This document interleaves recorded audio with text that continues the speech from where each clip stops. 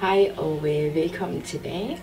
Jeg har endelig fået lavet en til video, og det er et efterårs makeup look. Jeg tager udgangspunkt i denne her Burgundy Times 9, som er virkelig en fed palet, og den har så mange flotte farver. Og man kan lave mange forskellige looks. Det første billede, hvor jeg står sådan her, der har jeg brugt forholdsvis mørke toner, og det næste billede, der har jeg brugt de lyse toner, så man kan altså virkelig lave mange forskellige makeup looks. Lad os komme i gang. Max Mineral. Skal vi se, hvor min sanitizer er.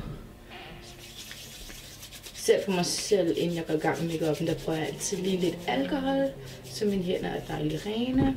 Jeg tager lige lidt af min fugtighedscreme og giver den på.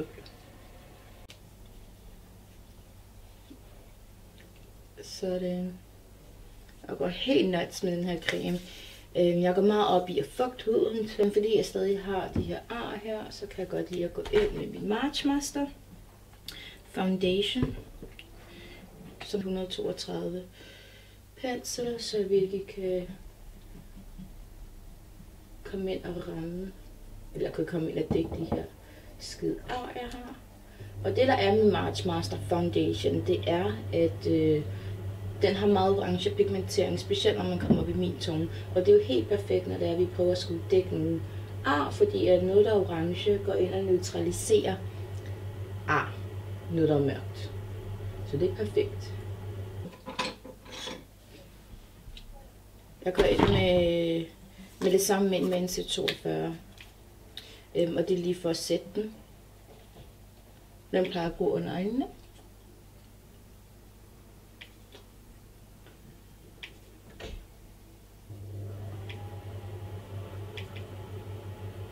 Jeg gider ikke at bruge concealer i dag. Jeg har ikke lyst til at lade highlight i dag.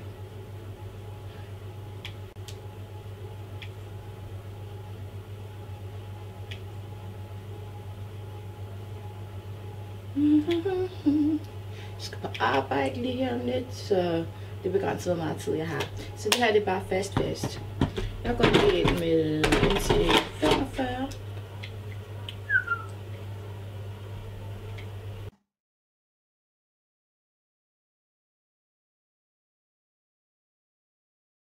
Jeg kan lide at gøre det, jeg bruger en lysere pudder til ligesom at lægge alle de highlight steder, og så bruger jeg en lidt mørkere pudder og lægger resten af ansigtet. Så går jeg ind med Sun Power. Jeg elsker det. Det er så godt.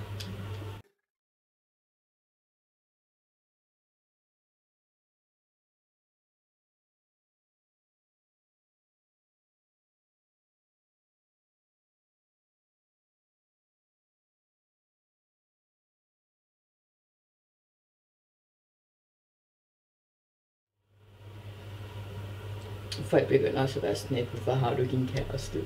Du er da meget pæn pige, og du ved, som om der er noget galt med mig eller et eller andet. Ej, jeg vil ikke sige, at der er noget galt med mig, men jeg er også bare lidt. Det skal ikke være hvem som helst overhovedet. Altså, nada. Please, no. Okay, så har vi hurtigt lavet vores hud. Vi går i gang med vores øjne. Burgundy Times 9. Jeg elsker den her palette. Og jeg går lige med globelinjen først. 224 MAC pensel. Der går bare ind med en globelinjefarve, så jeg tager nok denne her herude. Jeg gik ind med denne her. Og så går jeg ind i globelinjen. Og det er bare lige for at skabe noget dybde.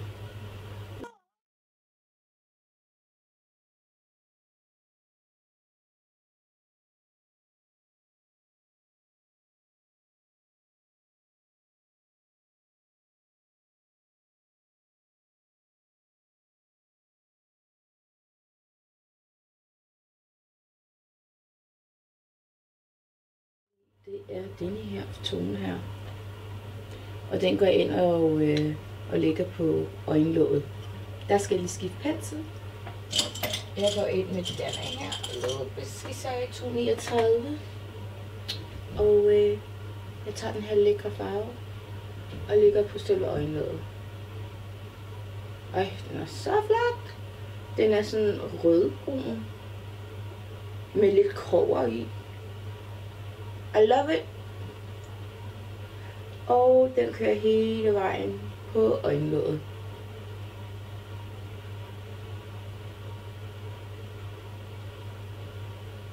I want you close in my heart.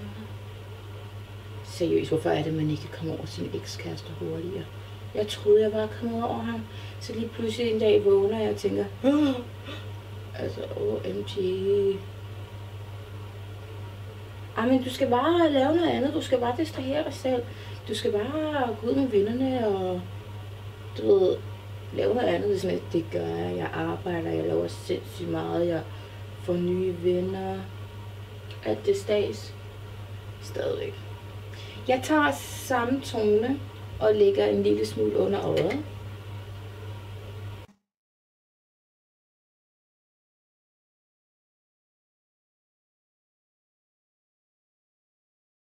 Jeg vil gerne ind med denne her lækre lille burgundy tone. Jeg tager samme pensel. Tager denne her. Masser. Jeg kan se, der ligger den her som en trekant. Nej, hvor jeg godt kan lide det her. Jeg gør det samme på det andet. Vi skal ind og blende bagefter, så tag det roligt. Det gør nogle af jer tænke, hvad er det? Vi skal tilbage til den her blending vi brugte før, 224. Og så skal vi ind og trække den her farve her. Og jeg er faktisk på selve øjenlåget. Og så kører jeg bare en anelse frem og tilbage på det punkt. Fordi jeg skal ikke have trukket den alt for meget. Jeg kører lidt herned. Gør det samme på det andet.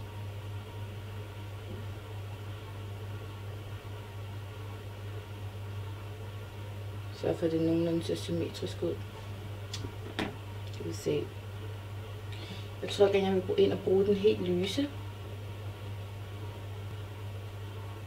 Jeg både fylder min bryn ind og laver en eyeliner med øjenskygge.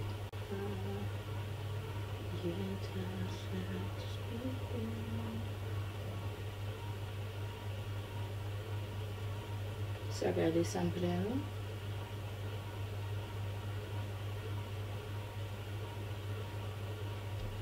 Og i og med, at det er meget trendy med de her buskede bryn, også i og med, at jeg fik gået i efteråret, så går jeg ikke så meget op i, hvor perfekte de er. De må godt være lidt uperfekte. Og buskede og lidt vilde. Det kan jeg helt vildt godt lide.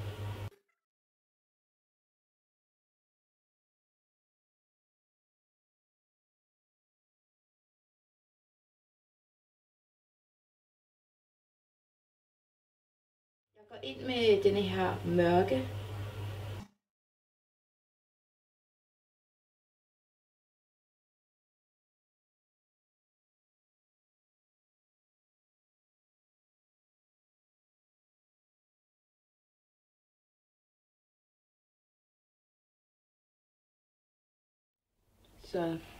Så tager jeg lige bagenden af denne her skråpensel og tager en lash. Tager lidt af den her lim.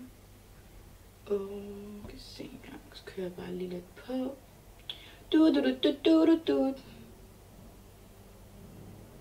Lots of glow, so it's gonna stick.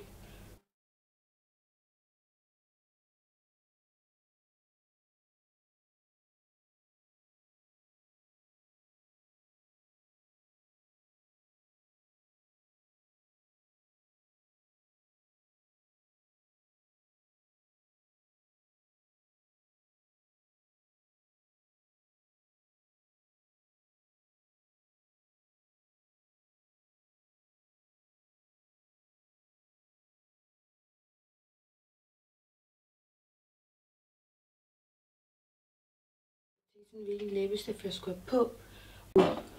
I know.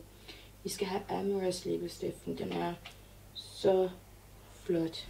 Det er sådan en meget mørk blomme, lidt rosetone, som klæder helt vildt mange. Så jeg tror faktisk, det var det den, jeg tager på. Og jeg tror også, den vil passe rigtig godt. Og grunden til, at jeg ikke viser den mørke, jeg har på billedet, det er fordi, den er limited. Det er den her lækre farve, der hedder Tribalist. Og kan I se, det er den der. Den er så flot. Så jeg tænker bare, at jeg vil vise en læbestift, man faktisk kan købe lige nu.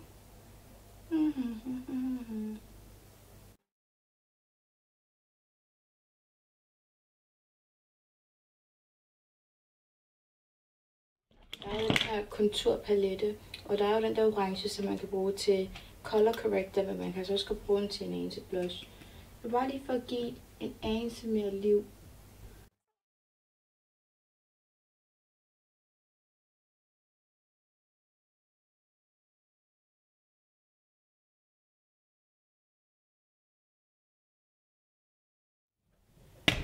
Så er jeg klar til arbejde. Jeg skal være på arbejde klokken 1, og den er 20 minutter over 12. Jeg ved ikke, jeg brugte faktisk ikke særlig lang tid på at lave det her make-up look. Jeg har extensions i, jeg har en bane i, hvor jeg bare lige har gået ind med glattejern og lavet lidt bølger. Tak fordi at I så med. I må have det rigtig, rigtig godt indtil da. See you later.